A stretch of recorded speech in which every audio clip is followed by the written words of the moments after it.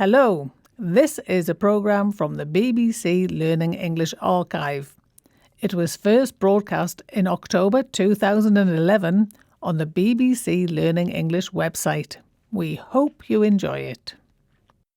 This is 6 Minute English from bbclearningenglish.com. Hello, I'm Rob. And I'm Kath. And this is 6 Minute English from BBC Learning English. Today we're talking about fonts. Fonts, that's the typeface or the style of letters that we type on a computer screen. Yes, that's right. And when we type a document, we have an array of different fonts to choose from. So, Kath, surely you must have a favourite font that you use. Yeah, I do. At work, I like Arial for some reason. It's very plain, very straightforward.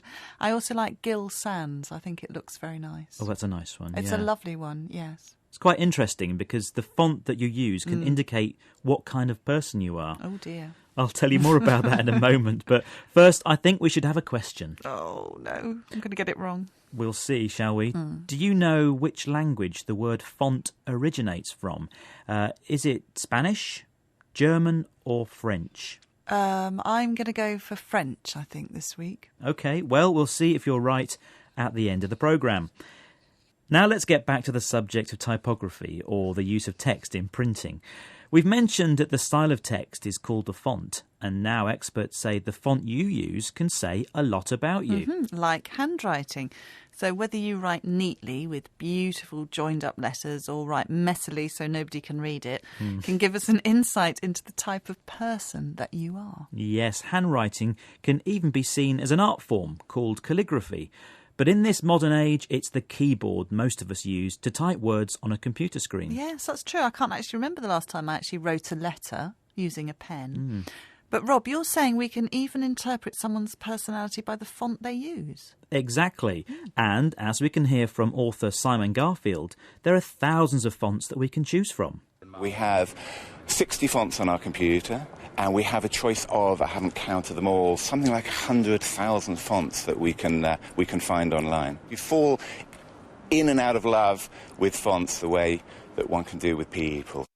So, author Simon Garfield says there are around 100,000 fonts available online. And he says that we often change the fonts that we use. Yes, he said, just like people, we fall in and out of love with fonts. Aww. Now, our moods can affect the style we actually use, and also who we're typing a letter for can influence our choice. So using round and large letters can be seen as being friendly, but also unsophisticated. In the world of marketing, using the correct font is vital for creating the right image for a brand. Yep, fonts have characteristics, like a sort of personality.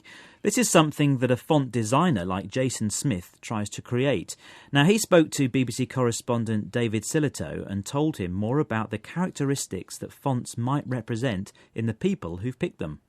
This is Rufus, who is a humanitarian, slightly odd, slightly wide. And you really think that people do judge you on your letters? Oh, absolutely. It's a handwriting for the modern age. So you could look sort of grown up and competent with this, charming and friendly with this? I think you can look competent with this as well, but this is much more friendly.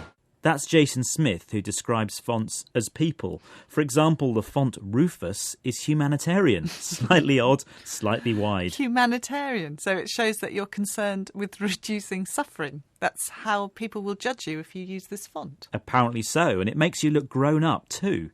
A font like Tiresias Infafont can make you look competent too, but more friendly. And as he said, this is the handwriting of the modern age. But there's one font that seems to be loathed by many people, and that's a sort of rather jaunty font called Comic Sans. It's warm and it's inoffensive, and to some people it looks homely, perhaps handwritten. But others think it's so simple it looks childish, so much so that an anti-Comic Sans website has been set up. It shows you how controversial fonts can be.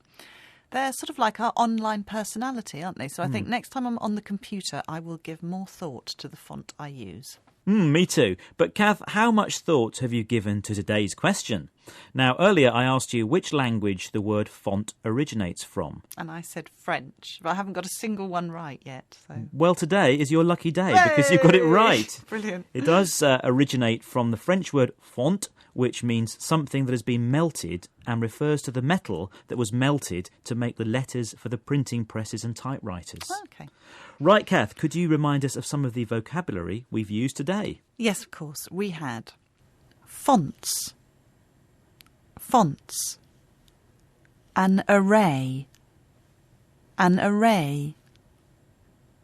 typography, typography, calligraphy, calligraphy, unsophisticated, unsophisticated, characteristics, characteristics, humanitarian, humanitarian, competent, competent, loathed, loathed, jaunty, jaunty.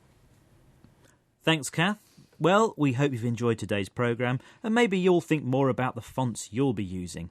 Please join us again for another 6 Minute English very soon. Bye.